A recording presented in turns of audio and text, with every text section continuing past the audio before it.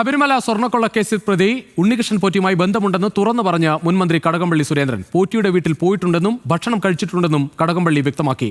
കടകംപള്ളിയുമായി അടുത്ത ബന്ധമുണ്ടെന്ന് ഉണ്ണികൃഷ്ണൻ പോറ്റി പ്രത്യേക സംഘത്തിന് മൊഴി നൽകിയിരുന്നു.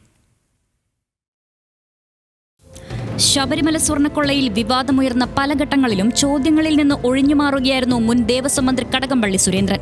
എന്നാൽ താനുമായി ബന്ധമുണ്ടെന്ന ഒന്നാം പ്രതി ഉണ്ണികൃഷ്ണൻ പോറ്റിയുടെ മൊഴി വിവരങ്ങൾ പുറത്തു വന്നതിന് പിന്നാലെയാണ് കടകംപള്ളി മാധ്യമങ്ങളെ കണ്ടത്.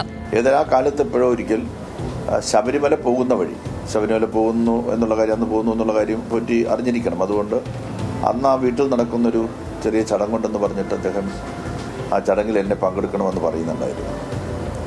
അപ്പോൾ പുള്ളിയുടെ നല്ല ഒരു നിർബന്ധം വന്നപ്പോൾ ഇന്നത്തെ പോറ്റിയല്ല അന്നത്തെ പോറ്റിയെക്കുറിച്ച് എനിക്ക് വലിയ ബഹുമാനവും അതുപോലെ തന്നെ ഒരു ശരിയായിട്ടുള്ള അയ്യപ്പ ഭക്തനും എന്നുള്ള നിലയിലാണ് ഞാൻ പോറ്റിയെ കണ്ടിട്ടുള്ളത്.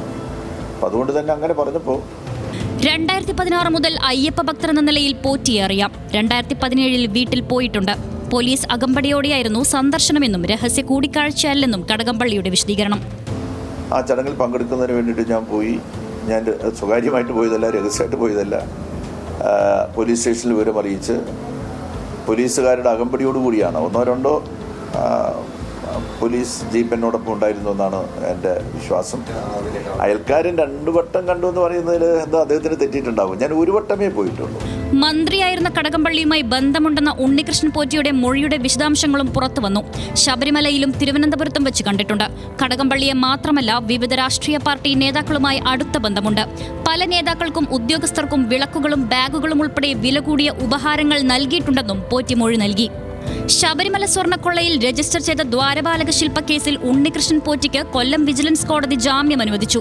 കട്ടിളപ്പാളി കേസിൽ റിമാൻഡ് കാലാവധി തുടരുന്നതിനാൽ ജയിൽ മോചിതനാകില്ല. അറസ്റ്റ് ചെയ്ത് 90 ദിവസം കഴിഞ്ഞിട്ടും SIT കുറ്റപത്രം സമർപ്പിക്കാത്തത് കാരണമാണ് ഉണ്ണികൃഷ്ണൻ പോറ്റിക്ക് കോടതി ജാമ്യം അനുവദിച്ചത്.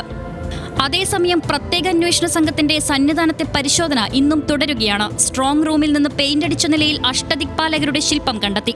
ഗോവർദ്ധൻ ശബരിമലയിൽ സമർപ്പിച്ച 10 പവന്റെ മാലയും SIT പരിശോധിച്ചു.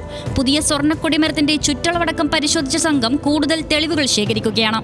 അതിനിടെ ജോളി കൂടത്തായി ജിഷ കേസുകളിൽ സർക്കാരിനു വേണ്ടി ഹാജരായ അഡ്വക്കേറ്റ് NK ഉണ്ണികൃഷ്ണനെ ശബരിമല സ്വർണ്ണക്കൊള്ള കേസിൽ പബ്ലിക് പ്രോസിക്യൂട്ടറായി നിയമിക്കാനും തീരുമാനമായിട്ടുണ്ട്. ന്യൂസ് മലയാളം, തിരുവനന്തപുരം.